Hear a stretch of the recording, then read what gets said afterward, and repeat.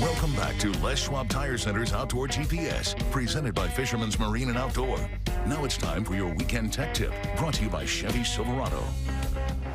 Welcome back, everyone. Now, there it is. There he is.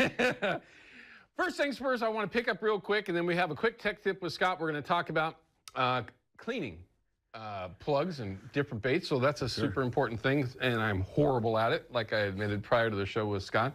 Okay, so not necessarily referring to anywhere specific, but a different bait to back troll for silvers. I would assume Chinook would probably eat this. And steelhead. And steelhead? Yeah. All right, so here we go. Yeah.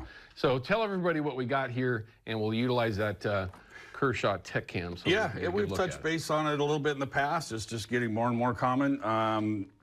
Back on this show, we've touched base on it. So it's just, you're just back trolling divers with a cut plug behind it. And whether it's a mini cut plug or a kokanee cut plug, or even, the skinny minis, been working with very good success, not just in any one river system, I would say, but in several. Okay. Yeah. Any tricks to it? Like, I mean, if you're trying to back troll something that you wouldn't think is buoyant. So depth, obviously, is going to be your thing, and you're going to look for the diver that's getting it in the right depth. Okay. Because you want to get it down there. Generally leave the foam pad in just to give a little more buoyancy. Yep, as opposed to take it out and, you can use the same scents and things. Okay. But, are you packing it full of your regular tuna mixture, or are you trying to keep it depending on what you're going for. Yeah, you can do regular tuna, or you could do tuna with coon shrimp oil, or tuna with egg oil, or you could put eggs in there, or even pieces of coon shrimp, and yeah, whatever they're keen on. It's basically the same scenario. You're just running it on how long of a leader? I mean, is there 4 feet is what I'm doing. Okay, so 48 inches. Yep. Behind it, right here, you've got a Magnum. That's just a standard diver. Yep. Standard diver. Yep. And then, of course, you have a Magnum. And he mentioned that having a diver that will get it down to where it needs to go. A Magnum's going to get it down no matter where you go, unless you start breaking over 12 foot. So let's be straight there.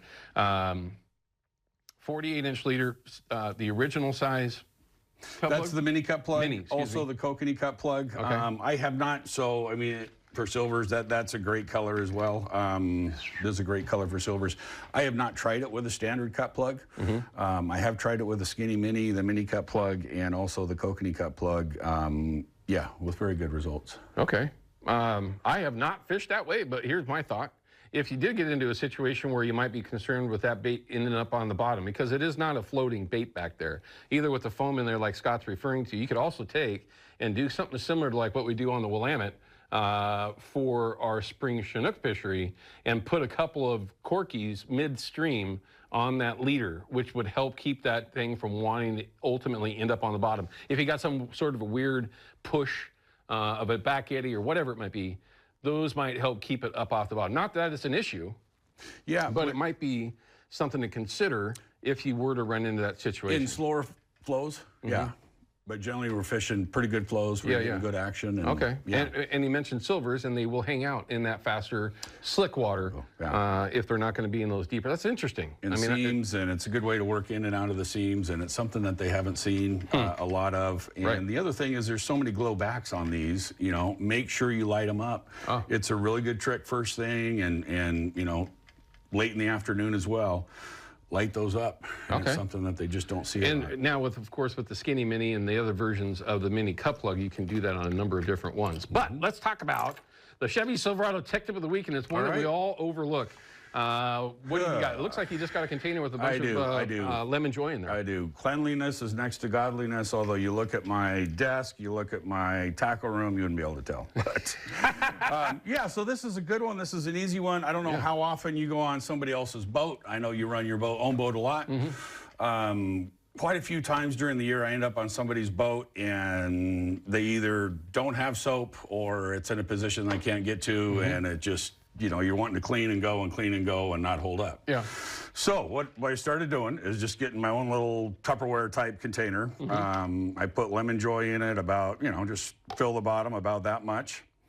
And I've got 2 brushes. I've got a toothbrush, regular toothbrush to get in the nooks and crevices, and then I got a bigger one when I'm, you know, going over larger surfaces. And the reason that this is empty right now, because I wanted to show people, this is how much Lemon Joy I put in. At the end of the day, when I'm done fishing, I will take a scoop of water of whatever river system I'm in, not in frog water, but, you know, good moving water, put it in here, bring it home, and then put Lemon Joy in again so I'm ready for the next time. So I'm not using chlorinated water. Okay, interesting. That makes good sense. So this is just a kit that you take with you, set up that way so that you can keep your baits clean no matter what boat you're in, because he gets an opportunity to fish out of a lot of different boats. And you don't know. And you just don't know. Okay, so that makes perfect sense. And I'm going to say, in my own defense, I am absolutely terrible at cleaning my baits. It's one of the things that I've always struggled with, and the guys that are some of the best anglers that I know personally that are very efficient and outfish the most people are constantly cleaning their gear. Clean. And it's really to the point to where I've made fun of them in the past. I'm like, dude, what are you doing? Yank, they get bit. And it's absolutely something that I don't do enough of. Do I have time for a quick story? Sure, go ahead. Yeah, so I was fishing with a guide here not too long ago, actually just this last spring. We were getting some fish, each, you know, troll down, each drift we're getting fish. Went through 2 drifts and didn't get a bite. He says, everybody up, everything. Reel everything up. We had 6 guys in the boat. Reel everything up. Here's Lemon Joy. Take it from the top of your rod tip all the way down, clean everything. Swivels, 360s, lures, everything. And we're starting from scratch. And sure enough, we put in, we got a double, and then we got a single on that same drift. And it's like, yeah, okay. Salmon smelling parts per billion, like 1 to 5 parts per billion, I think is what I understand. So it's with a B, that's for sure. With a B. And so, scent is a big deal. And it can get bad, and it can be good. And there's a number of ways that we can eliminate it. One, you got to have the motivation to get it done. And that's mine. That's completely on me. Also, braided line. You need to remember every so often, cut off that 3, 4, 5 feet of braided line at the end of your main line, because that'll get a lot of weird, funky smell in it. And they can smell things. Smell and chafing, it's a really good tip. All the very, very best out there are constantly cleaning their gear, and I will admit I am not one of those persons. So that's a good tech tip, man. We appreciate that. You bet. Okay, so now let's break out that Skinny Mini that you brought in. You said that that's a newer color or a reintroduction? No, it's an inline change. So the Christine Special, which is right there. What's it called again? The Christine Special. Christine Special. Okay. It's a 650. Okay. We've always had the bottom look just like this, just spots, top and bottom. But now with the ability to interchange backs, and this has had a pink tail forever, we have changed that to an all pink back.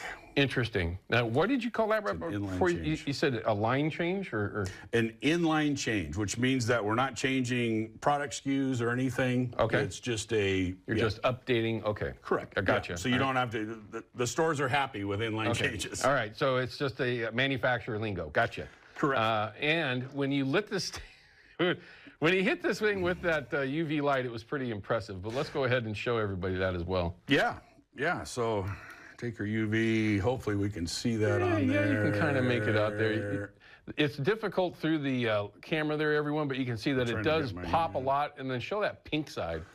I mean, that just does bling. It's more so, that just hard pops. On this with this light, but it does pop.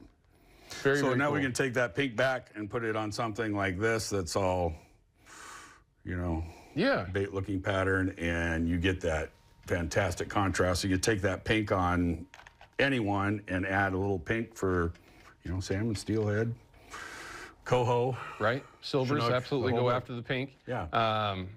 Interesting. And there's been a lot of talk about folks changing the back of those things to different combinations based on what they're doing out there. It was kind of interesting to see how there was folks that were sending us information, and even folks that we were interviewing at the time, where they'd have 15 different pieces, and they'd be popping different ones on to change color combinations. Yeah.